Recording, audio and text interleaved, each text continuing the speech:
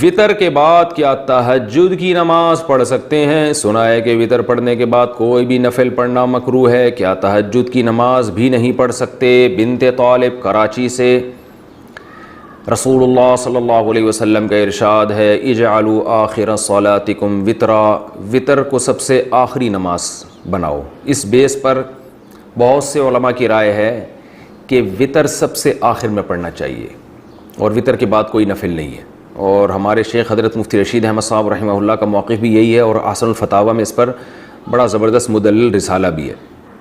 لیکن ناجائز کوئی بھی نہیں کہتا، یعنی افضل ہے کہ وطر سب سے آخر میں پڑھے جائیں، لیکن وطر اگر کسی نے پہلے پڑھ لی ہے تو اس کے بعد بھی نفل پڑھنا بھی جائز ہے اور نماز پڑھنا بھی جائز ہے، کچھ بھی پڑھ سکتے ہیں، ناجائز نہیں ہے، افضل ہے، افضل کہ سب سے آخر میں۔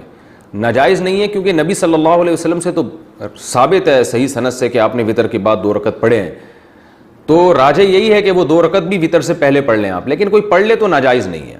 خاص طور پر جس کو یہ امید نہ ہو کہ تہجد میں میری آنکھ کھلے گی، وہ اگر وطر چھوڑ کے سو جائے گا اور رات کو آنکھ نہ کھلی تو وطر قضا ہو جائیں گے، اور وطر کی نماز واجب ہے۔ آپ صلی اللہ علیہ وسلم کی صحیح حدیث ہے اس بارے میں، من لم یوتر ان اللہ زادکم صلاۃ الا وہی الوطر، اللہ نے ایک اور نماز ہمارے لیے بڑھا دی اور وہ وطر ہے۔ تو وطر کے وجوب کے بڑے مضبوط دلائل ہیں، بہت سخت تاکید ہے وطر کی، تو اس کو آپ قضا نہیں کر سکتے۔ تو اگر رات کو آنکھ کھلنے کا خوف نہ ہو کہ پتہ نہیں آنکھ کھلے گی نہیں کھلے گی، تو پھر آپ کو چاہیے کہ عشاء کی نماز کے ساتھ ہی وطر پڑھ لیں، پھر اگر آنکھ کھلتی ہے تو تہجد بھی پڑھیں، تہجد کو ضائع نہ کریں۔ تو بہتر یہی ہے کہ وطر سب سے آخر میں ہو، لیکن پہلے پڑھ لیے تو بھی بلا کراہت، بغیر کسی کراہت کے نماز پڑھنا جائز، اس میں کوئی مکروہ نہیں ہے۔